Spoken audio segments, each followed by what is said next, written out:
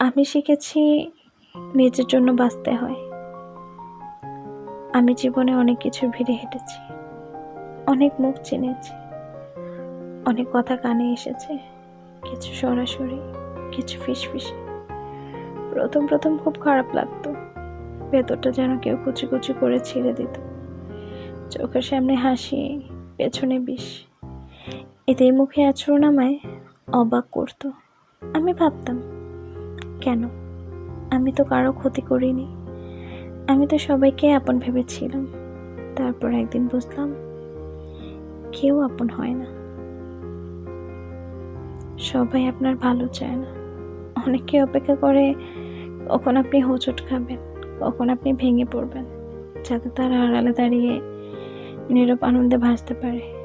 আমি তখন সিদ্ধান্ত নিলাম, আর নয়। নিজের শান্তি, নিজের সম্মান এবার নিজের হাতে রাখব। কারো কথায় কান দেব না, কারো ছোট করে দেওয়া ভ্রুকুটি আমায় স্পর্শ করবে না। যখন কেউ বলছে তুমি পারবে না, আমি আর পাল্টা জবাব দিইনি, শুধু মন খুলে হাসছি। কারণ আমি জানি তারা আমার গল্পের লেখক নয়। আমার গল্প আমি নিজেই লিখব। আমার ব্যর্থতার মালিক আমি, আমার সাফল্যের মালিকও আমি।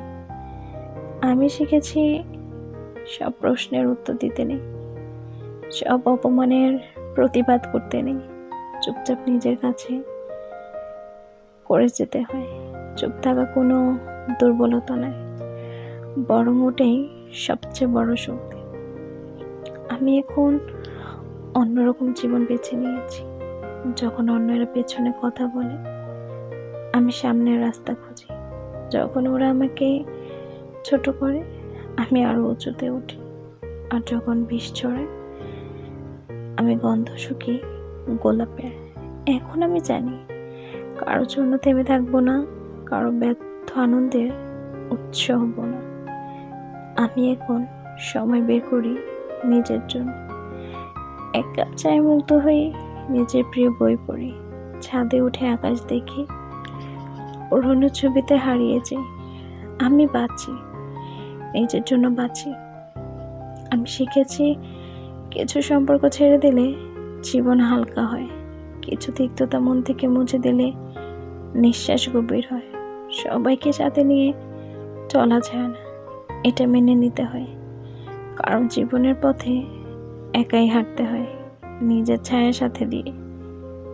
আজ আমি কৃতজ্ঞ সেই সব আঘাতের জন্য, যা আমাকে ভেঙে না দিলেও গড়ে তুলেছে, সেই সব একাকিত্বের জন্য, যা আমার নিজেকে ভালোবাসতে শিখিয়েছে।